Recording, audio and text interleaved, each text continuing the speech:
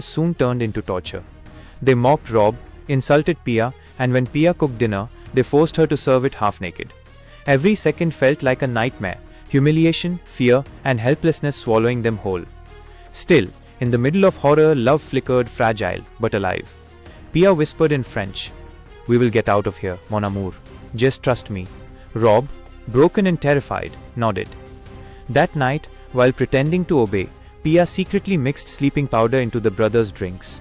But before she could act, Jimmy discovered her plan.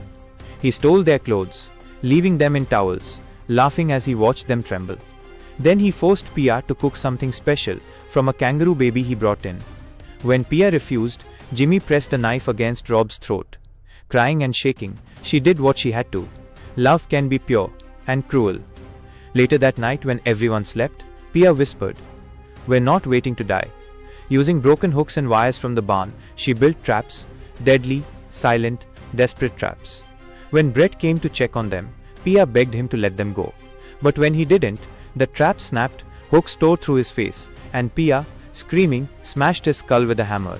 It wasn't revenge. It was survival. They hid his body in the barn. Then Pia made one last trap, a cruel trick of glass hidden where no man should look. When Jimmy's father came to assault her, the trap struck. A shattered bottle pierced his body, and his screams filled the house. Blood. Chaos. Justice. Jimmy heard the cries and rushed in, firing his gun wildly. Pia and Rob ran, hiding in the barn, trembling but determined. When Jimmy opened the gate, his brother's dead body fell onto him. They escaped in his truck, but the keys were missing.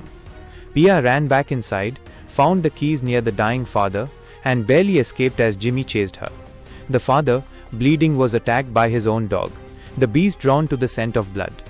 He screamed one last time before silence took over. Jimmy roared in rage and jumped into an airboat to chase them. But fate was cruel. Pia turned the truck around, tears streaming down her face, and rammed straight into him. Jimmy's body flew into the airboat's propeller, shredding him into pieces. Silence returned to the island.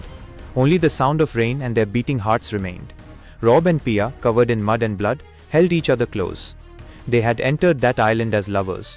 They left it as survivors. Love had saved them, but it would never be the same again. As they drove away, the first light of dawn touched the sea. Pia looked at Rob and whispered, "We'll never speak of this place again." Rob nodded, tears glistening in his eyes. They had faced monsters, but the scariest thing was realizing that monsters can look human too. And that's how love turned into a fight for survival. Rob and Pia walked away from the island, but their souls were never the same again. Sometimes, monsters don't live in the dark.